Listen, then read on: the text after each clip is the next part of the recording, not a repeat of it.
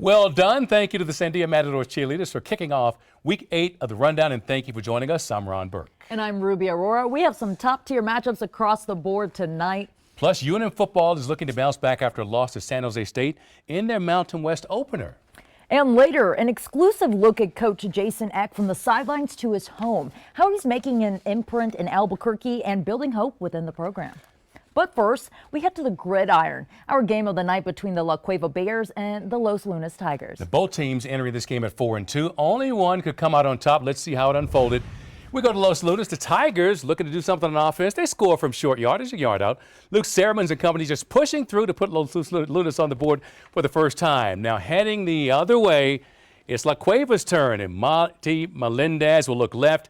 He'll hit Isaiah Goree, and he is off to the races. Bears getting a big gain. Ran between two of them. Goree finally brought down inside the 30-yard line, so the Bears picking up some momentum here.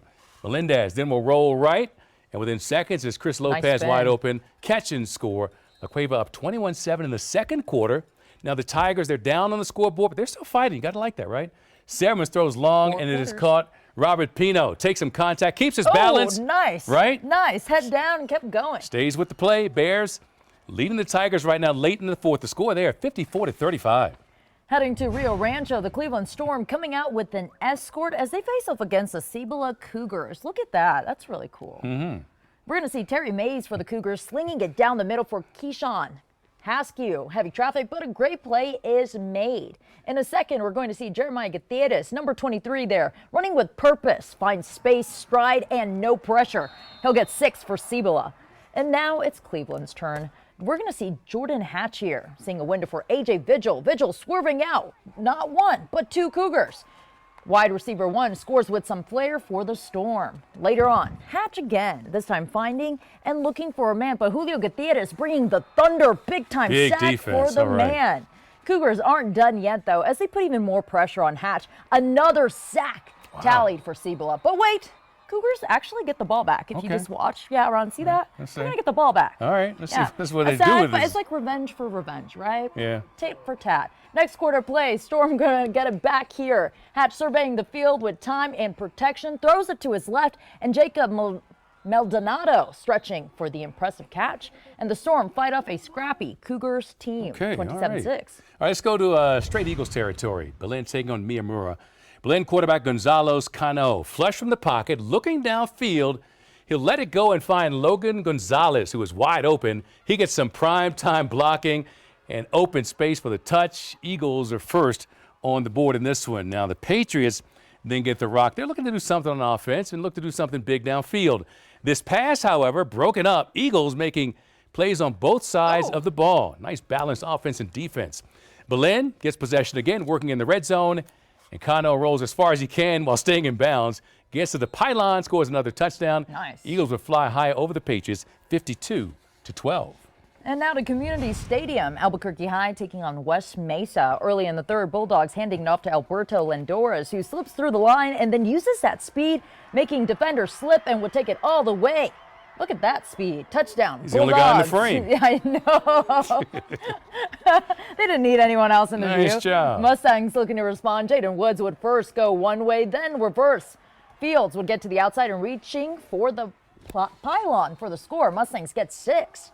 Bulldogs back on offense. They throw it to the outside, but that's where we'll find Marcos Ocho with the body slam tackle. What a hit by the Mustangs. That's physical. Bulldogs offense still driving, though. This time it's quarterback Julian Madera who would get yards using those legs. He would avoid some tackles before being pushed out of bounds. It's a shifty right there. guy. Nice moves. Right? This would lead to a 50-yard field goal attempt. The snap is off with a great hold, and it would go in.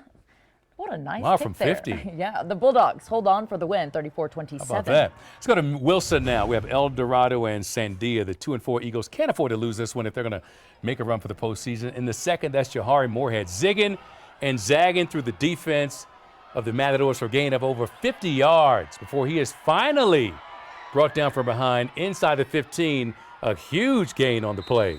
So Moorhead sets the table, and then Nolan Romero Williams eats. 4 plays later, he takes it in. Eagles lead 12-10. Still in the second quarter, El Dorado going deep. Giovanni Evans puts it right on Brody Cochran running through the end zone. Eagles will go up 21-10 High-scoring affair, but a late interception would seal Eldorado's win, 53-50. Staying in Class 6A, it's Volcano Vista visiting Farmington. Early in the first, Volcano on offense. They'll toss it to D'Angelo Mitchell, who bounces outside and finds a nice lane to run for a huge gain before being hit out of bounds there. And then the next play, we're going to see quarterback Aurelius Wiley here. Just watch him. He's going to drop back, rolls out, finds Ishmael Mendez, the third, for a touchdown. Hawks go up 7, still in the first here. Hawks looking for 7 again, but this time it's picked off by the Scorpions. However, Farmington would not be able to capitalize. Fast forward to the third quarter, Hawks still up 7. They'll hand it off to Mitchell again, who follows his blockers, bounces to the sideline and takes it all the way for 6. The Hawks run away with this one, 29-7. Heading over to Milne Stadium, it's Portales versus St. Pius. Isaiah Carpenter chucks it nearly 50 yards to connect with Cox Liggins on the other side for the emphatic touchdown finish. They look back just to check with the refs, and refs confirm it. The touchdown is good for the Sartans, and for the safe measure, Sartans convert on the pat, lines it straight down the middle. Rams are sent home by St. Pius. Final score, guys, 45-7. All right, let's head down south. The Clovis Wildcats taking on the Organ Mountain Knights. Early first, Knights are driving. Jaden Gonzalez takes a snap. He'll fake the handoff and fake out the photographer for a moment. Runs it in to put the Knights on the board. They'll take that. The Knights are still rolling after a Wildcat 3 and out, and the junior QB takes it himself again, bouncing off defenders, falling into the end zone for another Knights touchdown. Organ Mountain takes a 13-0 lead, and the Knights offense just clicking. Look at this Gonzalez pass. He lets it rip to receiver Zeke Weir, who stretches out for the catch for the big game. Nice. Lead really, pass. right? You know? Lead with it. But the Wildcats would overcome and beat the Knights 30-23. How about that result? Let's go to Farmington now on Thursday. Piedra Vista hosting Rio Rancho. Look at the Rio Rancho quarterback, Micah Takahashi. Juking defenders on the read option keeper.